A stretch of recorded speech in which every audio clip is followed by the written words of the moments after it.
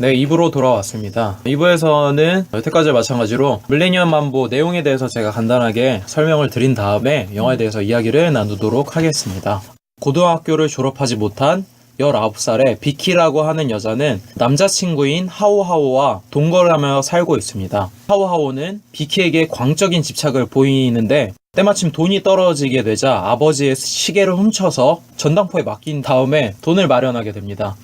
하지만 아버지가 의심을 하고 신고를 하게 돼서 경찰이 집에 찾아오게 되는 일이 있습니다. 그 후에 하오하오가 계속해서 비키에게 병적으로 집착을 하자 그것을 견디기가 힘들어 남자친구를 떠나서 호스티스 바에서 일을 하게 됩니다. 그러다 야쿠자의 중개인으로 일하는 잭과 친해지면서 그에게 의지를 하기도 합니다. 그리고 바에서 만난 일본인의 집에 놀러가기 위해 홋카이도에 있는 유바리 지역으로 놀러가서 시간을 보내기도 합니다.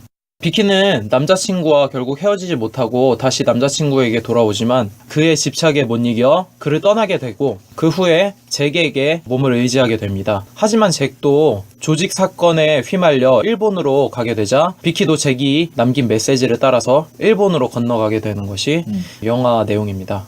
그러니까 좀 쉽게 설명하자면 고등학교 졸업 못하고 남자친구랑 동거하다가 남자친구랑 깨져가지고 야쿠자 중개인으로 일하는 잭을 찾으러 일본으로 갔다. 단순하게 이야기할 수 있을 것 같아요. 네. 뭐야 이건? 결국은 봤어요. 네. 이러는 이유가 있습니다. 네. 왜냐면 이 영화가 시간 순서도 난해한 느낌이 있고 맞아요. 앞뒤가 안 맞는 느낌도 있고 이야기가 단편적이다 못해 파편적으로까지 펼쳐지는 모양새도 있고 연출되는 방식도 친절하진 않아요, 사실. 예. 갑자기 저런 행동을 했다가 이런 행동을 했다가 이런 장면도 나오고. 다만 우리가 이 내용을 알고 있는 것은 나레이션으로 오프닝에 이미 설명을 해주었기 때문이죠. 그렇죠. 오프닝 장면을 이야기하지 않을 수가 없을 것 같습니다. 굉장히 인상적이죠. 네. 오랜만에 헉소리를 냈습니다. 첫 번째로 놀란 게 화면에서 뭐 보고 놀랐냐면은 나는 혼자 길을 걷거나 고민을 할 때 터널 속으로 혼자 쭉 들어간다고 생각을 해. 근데 이 영화를 보자마자 그런 터널 같은 통로가 나오는 거야. 근데 되게 재밌는 게 통로는 가운데 유지를 하고 있어. 근데 왼편에는 서기가 머리도 휘날리면서 잠깐 뒤도 돌아봤다가 춤추듯이 걸어가잖아. 근데 그게 슬로우 모션인데다가 음악도 굉장히 몽환적이야. 퓨어 퍼슨이라고 하는 음악인데 내가 평소에 이런 몽환적인 음악을 많이 들어. 넬이랄지 아니면 너바나에서 나왔던 요런 음악을 많이 듣는데 이 음악 들으면서 내 취향이랑 너무 맞아떨어지는 거야. 그래서 너무나도 좋았고 그리고 여기서 또 한 가지 눈여겨볼 점은 터널이 맨 처음에는 완전 화면 끝으로 가. 그래가지고 터널의 끝이 어딘지 안 보여. 그러다가 보다 보면은 터널이 오른쪽으로 꺾인다? 그래서 오른쪽으로 꺾는 길이 있구나. 끝이 없는 건 아니구나. 해서 오른쪽으로 따라가다 보니까 밑으로 내려가는 계단이 있어. 거기서 카메라는 멈추고 서기 혼자 내려가면서 서기가 사라지는 순간 화면이 전환돼서 진짜 회상 장면으로 넘어가지. 이 장면 보면서 음악도 그렇고 슬로우 모션도 그렇고 나레이션도 그렇고 내 취향에 너무나도 맞아떨어져가지고 여기서 나왔던 나레이션이 대강 내용을 얘기해주는 건데 이게 한 2번인가 3번인가 반복됐었던 것 같아. 이 여자가 이름이 비키고 그녀에겐 하오하오라고 하는 연인이 있고 벗어나고 싶지만 주술이나 최면에 걸린 것처럼 벗어날 수 없었고 언제나 제자리로 돌아왔었다. 그리고 예금에 둔 돈을 다 써버리는 날 그를 떠날 거라고 다짐을 했다.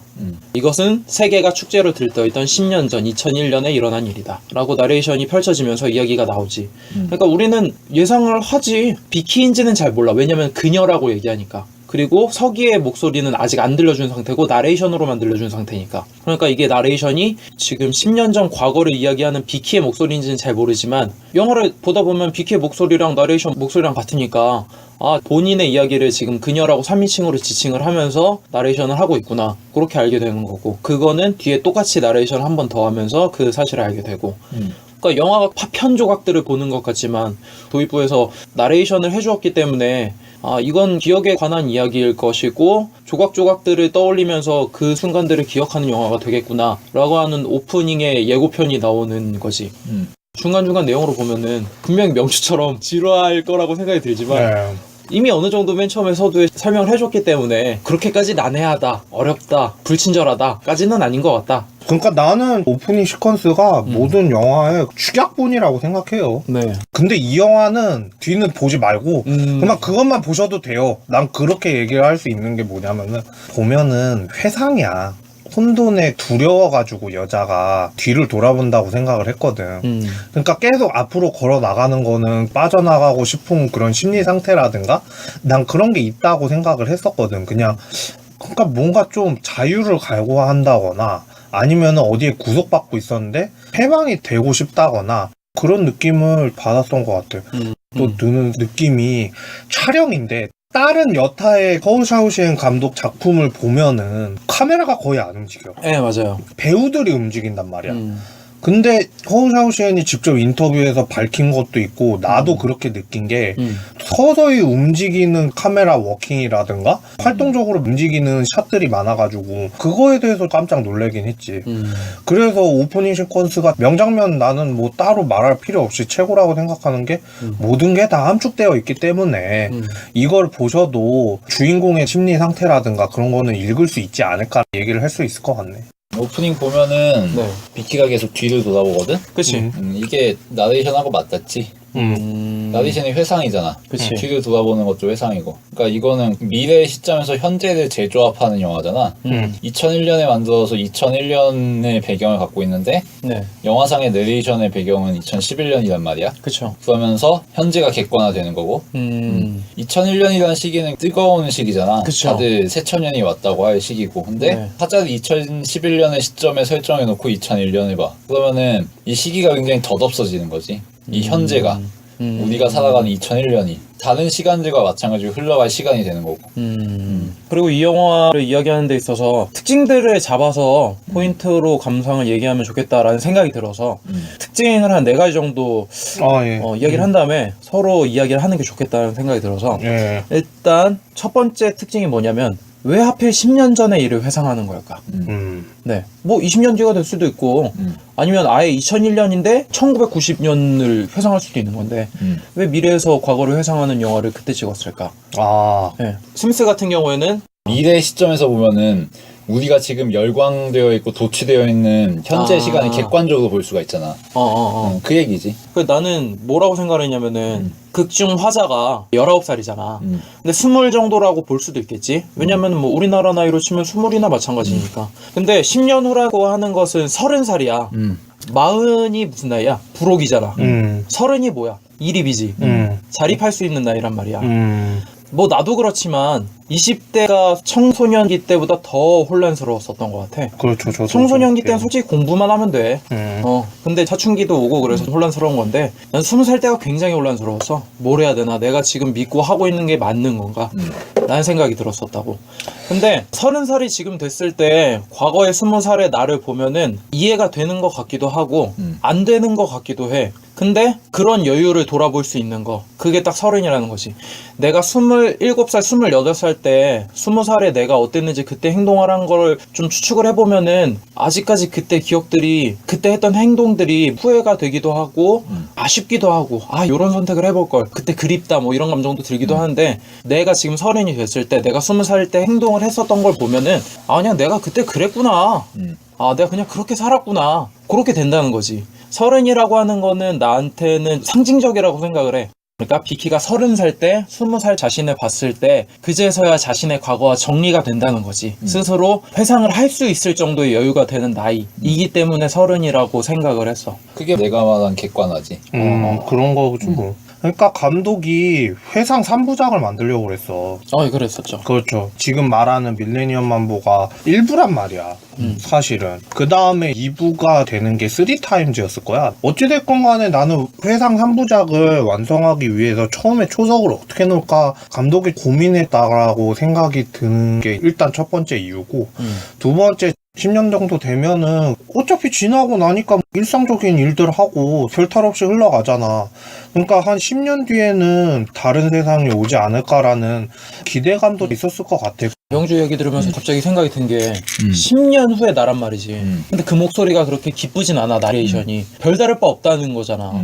뭐 감독 오피셜이 있기는 있는데 감독이 이때 당시에 시노모비라고 하는 회사를 만들었어. 이게 뭐냐면은 영화 제작하는 거 도와주려고 하는 그 회사를 만든 거야. 거기서 처음 나온 영화가 이 밀레니엄 만보라고 하는 영화고 그때 사업을 할 때 인터넷을 통해서 제대로 사업을 하려고 했는데 인터넷상 원리에 빗대서 10년 차의 시간을 두고 사람 사이의 관계를 맺어두고 싶었다고 하더라고. 그러니까 인터넷 사이에 시간이 활발하게 발휘될 게 10년 후라고 예상하고 그렇게 했었다고 하는 것 같더라고.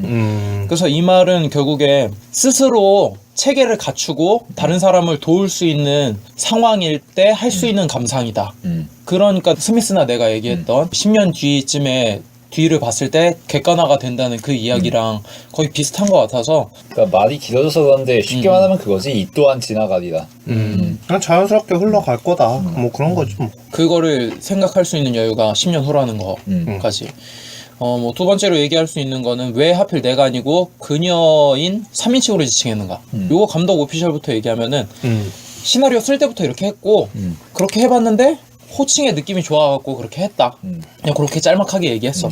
근데 이것도 우리가 아까 얘기한 거랑 그다지 다르지 않게 느꼈어 나는. 이 또한 지나가기 위해서 나라고 하면은 그때 상황에 아직도 벗어나지 못하는 나 같잖아. 그러니까 10년 전에 나는 이미 남이다 이거지. 그치. 그녀고. 그리고 그것을 그렇게 얘기할 수 있으므로 비키라는 여자아이가 그때 당시에는 하오하오를 절대 떠날 수 없었지만 떨어지기가 너무 어려웠었지만 지금의 비키는 다르다라고 하는 것을 이야기하는 것 같아. 나는 그때를 생각하고 싶지 않았던 심정이 들어서 나는 제3자라고 논 거라고 생각을 하거든. 아, 감정이입하기 더 싫어서. 나는 이 영화가 잠깐의 심기루 같은 느낌도 들기는 들어. 내가 저랬었던 적이 있었지. 그러고서는 지금의 나는 또 변했고 앞으로도 변해갈 것 같으니까 오히려 더 담담하게 그냥 과거는 과거일 뿐이고 그냥 잠깐만 생각을 해보고 고칠 것만 고치자라는 그런 심정이 있었을 것 같아. 그게 만약에 그녀가 아닌 나라고 하면은 더 감정이입하게 되고 그때 사건들이 정말 다시 떠올라서 마음이 아플 수도 있으니까 3인칭으로 그렇지. 지칭할 수도 있다. 그렇지. 이것도 말이 된다. 인터넷 서핑하다 보니까 나도 똑같이 해봤다라는 그런 사연들 찍은 똑같이 있더라고요. 해봤다? 그러니까 2001년도에 이 영화를 보고 아, 10년이 지나서 다시 이 영화를 봤을 때 오, 신박한데. 그런 얘기들을 하더라고. 인내심 돋네. 세 번째로 이야기할 수 있을 만한 특징이 나레이션을 먼저 이야기하고 내용이 흘러가는 경우도 있고 행동과 동시에 나레이션이 나오는 경우도 있고 행동이 끝난 다음에 나레이션으로 설명을 해주는 경우도 있다는 거. 그러니까 나레이션이 일정치가 않아. 일단 오프닝에 나왔었던 거랑 경찰 들이닥치기 전에 한번 설명해 주거든. 그래서 묘한 긴장감, 그러니까 분명히 내가 내용을 아는데 어떻게 될까 과연? 궁금해지는 느낌? 그러니까 생각하다 보면은 그렇게 떠올리는 거지. 난 걔랑 싸웠어 라고 했는데 곰곰이 생각하니까 걔랑 왜 싸웠는지 기억이 안 나. 그러다가 근데 과거가 갑자기 또 생각이 나. 그런 식으로 약간 뒤엉키는 걸 얘기하려고 했었던 게 아닌가라는 생각이 좀 들기도 하고 이건 잘은 모르겠어. 별반 난 그런 거 느낌이 없었는데 감독이 꼴리는 대로 그냥 넣어놔고 그렇게까지 특징으로 잡을 필요 있나? 난 그 생각을 했거든 처음에. 뭐 화자 중심적으로 보자면 화자의 말과 화자 머릿속에 돌아가는 생각은 다르다 정도 생각할 수 있겠지. 그러니까 화자가 과거를 회상하면서 고백하는 이야기잖아. 나레이션대로 그치. 하면은. 근데 화자가 그렇게 고백하는 발화의 내용과 화자의 관념 안에서 기억되는 시간은 다르다는 거지. 아니, 쉽게 말하면은 너가 명조한테 옛날 이야기를 설명해주고 있어. 근데 네 머릿속에서는 다른 풍경들도 다 떠오르고 있는 거지. 그야말로 그냥 기억 속인 거네. 이 영화 자체가. 그래서 몽환적이고 그런 분위기가 났구만. 그러니까 이런 시점에서 보면은 이 영화가 화자의 머릿속으로 완전히 들어간다라는 의미가 되는 거잖아. 그렇게 볼 수 있구나. 현실 재현이 아니라 말 그대로 진짜 머릿속 그 사람의 기억과 주관의 시점에서 재현되는 영화인 거지. 그러니까 머릿속에서 계속 사진이 팍팍팍 하고 지나가고 있다니까 기억 장치에서. 난 그렇게 생각을 했지 그냥. 그렇게 생각하니까 좀 더 깊이 들어가거든. 이런 관점에서 보면 영화상의 시간선이 계속 중단되고 단속적으로 이어지는 것도 일관적으로 설명이 되지. 그러니까 떠오르는 기억부터 꺼집어내다 보니까 그렇게 난해한 상황이 올 수도 있다고 보거든. 실제로 비키가 유바리를 한 번 가는지 두 번 가는지는 명확히 얘기할 수 없지. 그러네. 생각해보니까. 이게 만약에 한 번 갔다는 거면은 비키가 하오하오하고 헤어진 다음에 잭을 만나서 같이 생활을 하다가 잭이 일본으로 떠난 다음에 일본으로 쫓아가서 친분을 가지는 형제를 만나는 스토리가 되는 거잖아. 그렇죠. 그리고 두 번 만났다고 하면은 유바리에 가서 그 형제들을 만났다가 다시 타이페이로 돌아와서 하오하오와 관계를 청산하고 잭을 만나는 이런 순서가 되는 거지. 어떤 순서인지는 정확히 말할 수는 없지만 BK에 뒤섞이고 일관성이 없는 기억을 그대로 서술한 거라고 하면은 이해가 되지. 유바리 이야기가 나와서 그런데 하필 유바리 지역으로 잡은 이유가 뭘까? 감독이 이야기를 했다거나 기자가 이야기를 하는 거지만 그 대만에 옛날에 날고 부패하고 그런 걸 하오한테 투영을 한 거야. 그거를 겪는 인물이 그 여자고 홋카이도를 간다거나 그런 거는 해방을 하고 싶어서 탈출구 역할을 했다고 그렇게 이야기들을 많이 하더라고요. 맞아요. 일반적인 해석 자체는 이거란 말이에요. 그쵸. 대만 뉴웨이브가 괜히 나온 게 아니에요. 네. 대만 사정을 이해하는 사람들이 있다면은 얼마든지 이해할 수 있는 요소란 말이에요. 근데 그냥 일반 관객들이 볼 땐 그게 아니란 말이야. 그쵸. 대만인이 아닐 때는. 그렇지. 왜 일본에 가서 우리나라도 올 수도 있는 거고 그치. 아니면 다른 나라도 갈 수 있는 건데 꼭 굳이 왜 일본으로 갔어야만 했는가?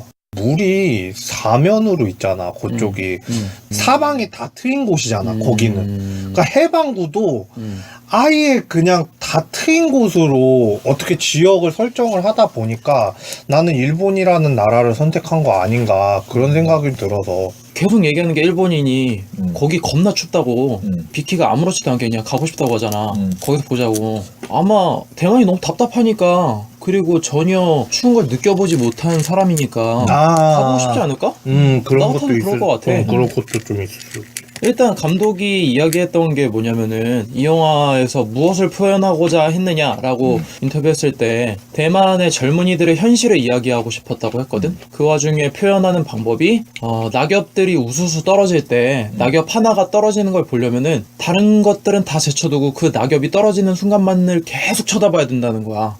그런 것과 비슷하게 이 영화를 찍고 그렇게 느껴달라고 얘기를 하더라고. 엄청난 의미가 있을 것 같지가 않아. 그냥 대만에서 그런 추위를 못 느껴봤으니까 새로운 기분을 갖고 싶으니까 갔을 것 같고 거기에서의 BK의 모습은 너무나도 해맑고 행복해 보였고 아름다워 보였지. 심지어 눈에 얼굴을 쳐박잖아. 그냥 얼굴에 완전 눈 범벅이 되는데 좋다고 그러고 있잖아. 그게 아니었을까. 그리고 한 가지 재밌었던 것 중에 하나가 뭐냐면은 하오하오가 병역 기피를 하기 위해서 굶잖아. 근데 되게 재밌는 장면이 잭은 비키를 위해서 음식을 만들어주지. 일본에서도 할머니가 어묵을 만들어주고 막 그랬잖아. 청춘을 지나온 세대와 청춘에 갇혀있는 세대와의 차이점을 보여주는 거랄까? 그 젊은이들은 아직도 약을 하고 술을 마시고 술이 없으면 못 살 정도로 비키가 계속 마시잖아. 일어나도 마시고 잘 때도 마시고 오히려 그 청춘을 지나온 세대는 그렇진 않단 말이지. 그게 차이점이라는 거지. 나는 술을 끊었잖아. 그 이유가 그렇게 진창 마셔봤자 더 이상 유익한 게 아니라는 걸 알겠고 그 순간조차 아까우니까 끊었거든. 몸에도 당연히 안 좋고. 그러니까 내가 20살 때 느꼈던 감정들이 여기에서도 많이 느껴지니까 나도 거기에 투영하게 되는 것 같고 비키가 하는 행동들이 조금씩 이해도 가고 그게 좀 재밌더라고. 그래서 일본에서의 갔던 장면과 그 할머니가 요리 만들어주는 장면 인상 깊었던 것 같아요. 만약에 이 영화를 사회경제적으로 읽는다고 하면은 일본은 당연한 선택이 되지. 왜냐면 일본은 대만의 로망이니까. 그렇지, 맞아. 그렇구나. 맞다. 만약에 그런 사회경제적인 의미로 읽으면은 이 영화가 굉장히 경색적으로 되어서 재밌는 해석이 되진 않는다고 보는데 아무튼 그런 관점에서 보면은 대만은 지금 시궁창이야. 애새끼들 약 빨고 여자친구랑 존나 두들겨 패고 자신들의 청춘을 낭비하고 있어. 청춘의 가치를 가장 모르는 건 청춘들이라고 하지. 그런 상황인데 이거를 10년 뒤의 관점에서 보면은 좆도 아닐 거다. 이런 답 없는 대만에서 우리가 바랄 거는 해븐 일본밖에 없다.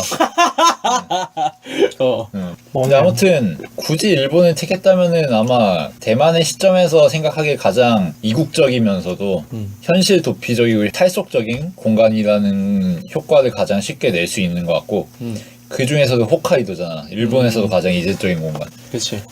사실 이 영화가 초반에 던져준 게 많아. 마술 이야기가 나오잖아. 마술에서 상 받았다고. 그러면서 얘기할 때 겉은 요란하지만 속은 별게 없네. 마치 중국처럼 하면서 깔깔깔 되잖아. 근데 사실 여기서 비춰지는 대만 젊은이들의 청춘의 모습은 굉장히 겉은 요란하잖아. 집에 디제잉 갖다 놔가지고 음악 만들고 리듬 때려박고 테크노 음악 나오고 막 이럴 정도로 요란하지만 사실 속은 뭐야? 없단 말이야. 속은 관정이지. 스미스가 방금 얘기한 것처럼 청춘의 가치들을 오히려 본인들이 더 모르는 거지. 자신들은 재밌게 멋지게 살고 있다고 느끼지만 막상 속은 안 그렇잖아. 그리고 또 괜찮았던 장면 중 하나가 난 이 영화를 보면서 풍기는 색채가 우리나라의 비트가 있었잖아. 정우성이 나왔었던. 그거랑도 맞물리는 느낌이 있었는데 비교하기 싫은데 비교되는 장면이 있었어. 뭐냐면 비트 하면 유명한 장면 뭐야? 오토바이 타면서 정우성이 손 놓으면서 나레이션 하는 장면 있잖아. 그 장면 되게 유명하잖아. 그렇지, 유명하지. 근데 여기서도 비슷한 장면이 나오지. 차 뚜껑 열고 비키가 하늘 바라보면서 그런 장면. 클래스 차이가 나더라고. 비트가 오그라드는 장면이라고 하면은 이 영화에서 나오는 비키가 자동차 위에서 바람을 맞으면서 쐬는 장면은 굉장히 고급스럽다. 깊이가 있어 보인다. 그런 느낌으로 다가와서. 나는 반대라고 생각해서. 아, 반대야? 난 반대. 아, 그 장면이 별로였어. 정우성이 오히려? 멋있어. 아, 정우성 멋있어. 그 장면 보면서 하우하우한테 잠깐 떠난 다음에 제게 차를 타면서 자유를 느끼잖아. 아, 그 장면 보면서 비키가 그때 딱 그녀만 가질 수 있는 감정 같은 게 느껴져가지고 뿌듯하게 와닿는 그런 게 있더라고. 오, 뿌듯. 일단 그 장면에서는 대사가 없고 그리고 카메라 구도도 객관적이지. 거리를 두고 바라본단 말이야. 이게 클로즈업하고 이런 게 아니라 그리고 비키의 시점에서 진행되는 게 아니라 이것을 그냥 묵묵히 바라보는 듯한 카메라의 시선이 느껴지지. 아마 그 점 때문에 비트와 차이가 있지 않나 싶고 비트는 굉장히 힘줘서 정우성을 잡아주잖아. 그치. 나레이션도 네. 동시에 들어가고. 이 탑스타를 보세요 뭐 이런 것처럼. 탑스타 보세요. 비키를 잡아주는 장면은 그와는 사뭇 다르다 보니까 여운이 있고 이런 인상이 들겠지. 그리고 당황스러웠던 장면인데 굉장히 어울렸다고 느꼈던 장면이 뭐냐면은 비키가 떠난 다음에 나이트 같은 데서 놀잖아, 친구들이랑 모여서. 근데 하우하우가 찾아오잖아. 찾아와가지고 시비를 일으키는 장면에서 대화를 하기 직전에 휘황찬란한 불빛 속에서 얼굴 색깔이 불빛에 비춰갖고 푸른색으로 변해. 그러다가 제대로 된 얼굴 색이 잠깐 나와. 그러고 다시 불빛이 나오는 장면을 봤는데 이 장면 보면서 혹 했었거든. 이때 하우하우의 행동은 이해가 안 가지. 너무 집착을 하고 미래를 없이 행동을 하니까. 그렇지, 근데 찌질하고. 그때 잠깐 진짜 현실의 얼굴 색을 보여주니까 아, 얘는 진심이구나. 그런 거 보이면서 별거 아니지만 그런 그럴 것도 수 있어. 받아왔었고 나는. 그런 파편들이 내 가슴에 툭툭툭 찌르면서 아, 이 영화가 괜찮다라고 느끼는 것 같아. 그리고 인물들을 중심에다가 놓잖아. 두 명이 가운데에 붙어 있다거나 청춘에 대한 증언 같은 거를 집중해 주려고 감독이 의도한 거 아닌가 그런 생각이 들더라고.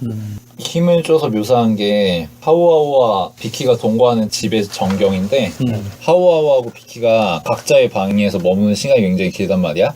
그리고 마치 이 두 사람은 다른 세계에서 살고 있는 것처럼 카메라의 두 방을 한 컷에 잡아주지 않아.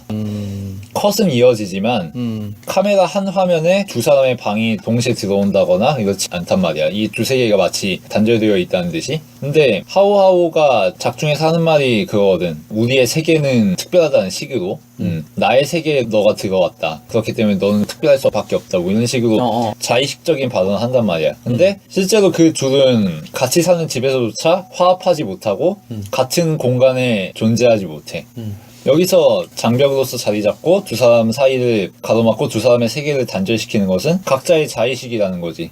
자의식 과잉이고 자뻑이고 나르시즘이고. 그리고 그 사이에서 재미있는 소재가 발이야, 발. 발. 하우하우의 방에 발이 쳐져 있거든. 아, 맞아. 아무것도 아니잖아, 사실. 발은 그냥 공기 통풍시키는 그런 주렁주렁 달려있는 것일 뿐이잖아. 근데 마치 이것이 벽인 양 자유롭게 왕래하지 못해. 이것을 유일하게 막 지나다니는 장면은 형사가 이 집에 찾아왔을 때야. 맞아. 그러니까 이 두 사람을 가로막고 이 하우하우의 세계를 가로막는 것은 다름 아닌 하우하우의 자뻑일 뿐이다. 그리고 이것은 경찰이라는 공권력, 철저히 현실적인 것에 의해서는 아무것도 아닌 거다. 이런 메시지를 한번 읽어볼 수도 있겠지. 한낱 젊은이들의 방황 뭐 이런 정도로도 볼 수 있고. 치기. 그런 점에서 이 집에 대한 묘사를 굉장히 꼼꼼하게 한 것은 의미가 있지 않나라는 생각을 했어. 그것과 반대되게 오히려 제게 집은 CCTV가 문 앞에 그치. 설치되어 있는 걸 보면은 차원이 다르다라고 하는 거를 비교해 주는 것 같기도 하네. 그러면 각자 명장면과 함께 한 줄 평으로 마무리를 하는 시간을 갖도록 하겠습니다. 네. 저는 명장면 다른 거 없다니까. 오프닝 시퀀스. 예, 그걸로 저는 잡았고요. 친구들 이야기 들으면서 솔직히 별점 바뀔 때도 몇 번 있었거든요. 사실은. 오늘은 9건이 나갈게요. 저는 별로 추천하고 싶지는 않아요. 그러니까 몽환적인 거 싫어한다기보다도 비키의 행동이라든가 사랑 그런 거에 대해서는 공감되진 않아요. 홍상수 감독 영화 할 때도 지금은 맞고 그때는 틀리다였죠? 네. 2개 줬었거든요. 비정성시라든가 쓰리타임즈라든가 카페 리미에르라든가 예. 난 그런 거는 잘 봤거든. 붉은 풍선이라든가 유독 밀레니엄 만보 같은 경우에는 기억이 너무 안 나는 거야.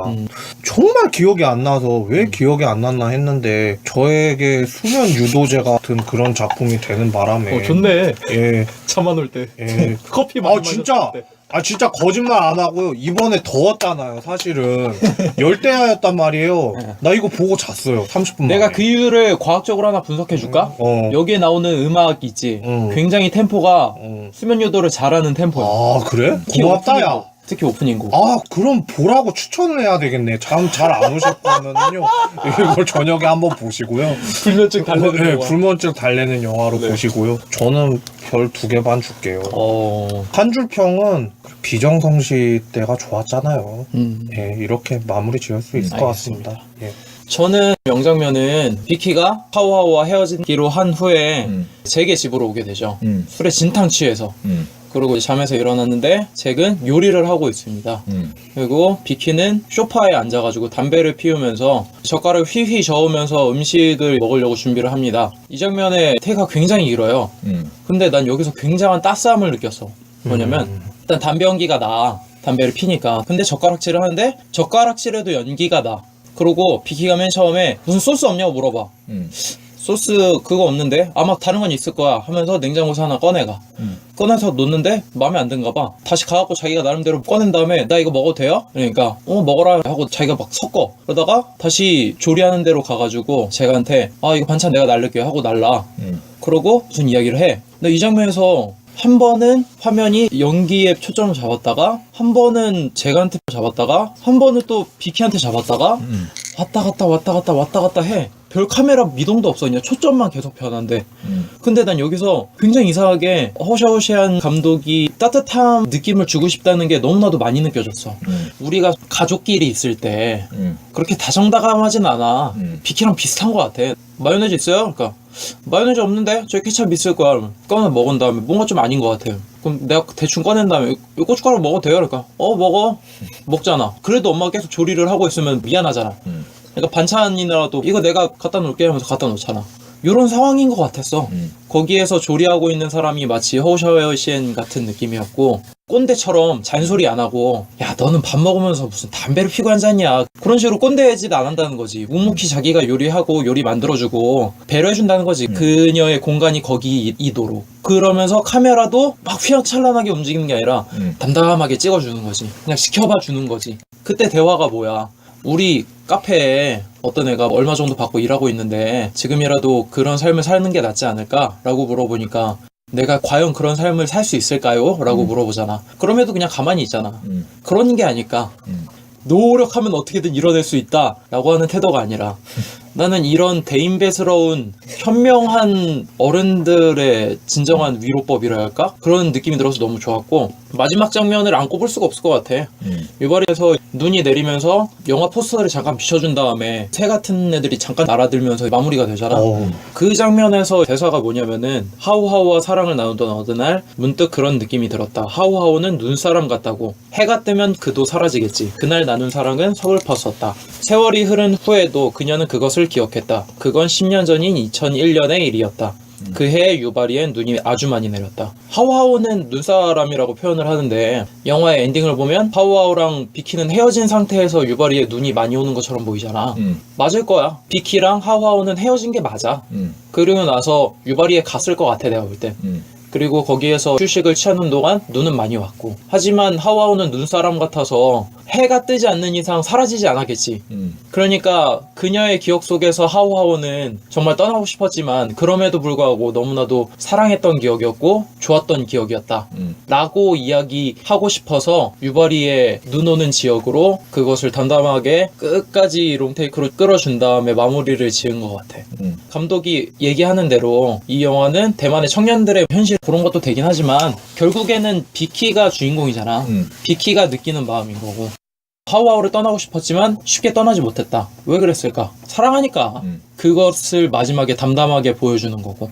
그 장면은 허우샤오셴이 당연히 보여주는 장면이겠지만 비키도 이 장면을 보여주고 싶었을 것 같아. 우리들한테. 나는 정말 떠나기 싫었지만 어쩔 수 없이 떠나야만 했던 기억들 때문에 그것을 정리하는 게 아닐까라는 생각이 들고 일단 별점은 4점을 주고 싶습니다. 5점을 주지 못한 이유는 사실 서사 구조가 그렇게 완벽하진 않기 때문에 그리고 취향이 갈리기 때문에 그럼에도 불구하고 나한테는 맞기 때문에 4점을 주고 싶고요. 한 줄 평은 거장이 그려준 서기의 화양연화. 여기서 서기가 너무 이쁘게 나오거든. 난 서기가 이렇게 이쁘게 나온 영화를 본 적이 없어가지고 좀 반했어. 유바리하고 타이페이밖에 안 나오잖아 이 영화에는. 그치? 그 말인즉슨 유바리가 바뀌고 타이페이가 아니라고 봐야지. 이 영화에 나온 하오하오나 비키 등의 젊은이들을 보면은 결국은 자기 세계에 갇힌 이들이잖아. 자기 내면에 갇힌 이들이고 외부 시각을 못 보는 이들 아니야. 그것이 대표되는 것이 타이페이라는 거고. 그리고 유바리는 철저히 이 타이페이 외부에 있지. 그치. 보면은 재밌는 게 타이페이에서 유바리로 이동하는 컷들을 보면은 다 점프 컷이야. 그 기차 잠깐 나오거나. 중간에 맥락이 없어. 다 잘리고 점프 컷으로 갑자기 확 뛰어버리고. 마치 유바리가 바로 타이페이 앞에 붙어 있는 것처럼 잘린단 말이야. 맞아. 다 컷돼 버리고. 그러니까 이 두 공간은 동전의 양면이라는 이런 의미가 있지 않나 라는 생각을 하고, 이 작중에 나오는 등장인물들은 자신의 청춘에 빠져서, 자신의 자뻑에 빠져서, 자신의 나르시시즘에 빠져서 자기 밖으로 탈출하지 못하고 있지만 사실은 바깥 세상이 있다는 거지. 눈이 오는 타이페이의 이 푹푹 찌는 더위와는 다른, 그리고 그 바깥 세상의 시점에서 10년 후의 관점에서 보면은 이 풍경이 달리 보일 수 있다는 거. 그런 얘기를 한다고 생각했고, 그래서 그 점프 컷들이 꽤 인상이 깊었어. 점프. 타이페이로부터 유바리로의 점프, 자신의 내면으로부터 외부로의 점프, 그리고 2001년으로부터 2011년으로의 점프. 이것이 맥이 닿으면서 지금의 치열한 현재, 우리가 지금 맹목적으로 바라볼 수밖에 없는 현재를 10년 후 외부의 관점에서, 유바리의 관점에서 거리를 두고 바라보지만 하지만 그 사이에는 애정이 깔려 있다는 거. 옛날에 내가 병신 같았지 하고서 깔깔거리면서 웃는 게 아니라 적절한 거리감을 가지면서 균형 감각 있게 객관적으로 그 당시에 자신을 판단하면서도 그때는 그럴 수밖에 없었다는 맥락을 얘기해주지 않나. 그런 생각이 들었어. 네. 점프 컷을 굉장히 잘 활용했다는 생각이 들었고, 네. 별점을 주자면은 3개 반 정도로. 네, 밀레니엄 만보를 다뤘는데 허우샤오셴 감독 중에서 굉장히 독특한 영화라고 볼 수 있었는데 제 취향에 너무나도 잘 맞아가지고 중경삼림을 보는 것 같은 느낌이 들고 중경삼. 그런 느낌이 나는데 허우샤오셴이 갑자기 가져오니까 이게 말도 안 되는 장면이 나와서 저의 취향에 너무나도 잘 맞지만 명주군 같이 취향을 굉장히 타는 영화니까 함부로 추천은 못 드립니다. 다만 오프닝 시퀀스는 그냥 유튜브에서 그냥 밀레니엄 만보라고 치면 바로 나옵니다. 바로 나와요. 네, 맞아요. 네. 사실은 허우샤오셴 감독이 우리나라에 내한한 게 너댓 번은 될 거야. 내 기억에. 영화제 갔다가 길 잘못 들어가지고 지나가다가 봤는데 기자들이 한 3-4명이 졸고 있더라. 그 사람 얘기하고 있는데. 그러니까 일반적으로 우리나라에서 이게 통용될 수 없다는 게 관객 수로도 나오기는 하지만 지루한 거는 진짜 어쩔 수가 없더라고. 차라리 저는 밀레니엄 만보보다 나머지 작품들을 보시고 밀레니엄 만보를 보시는 게 낫지 않을까. 네. 똘추자식님이 댓글을 달아주신 지가 옛날이라서 이 방송을 들으실지 잘 모르겠지만 네, 요청대로 저희가 나름 리뷰를 했는데 어떻게 들으셨을지 잘 모르겠습니다. 뭐 네, 느낌대로 얘기했는데 어떠실지 모르겠어요. 안 들었으면 똘추자식.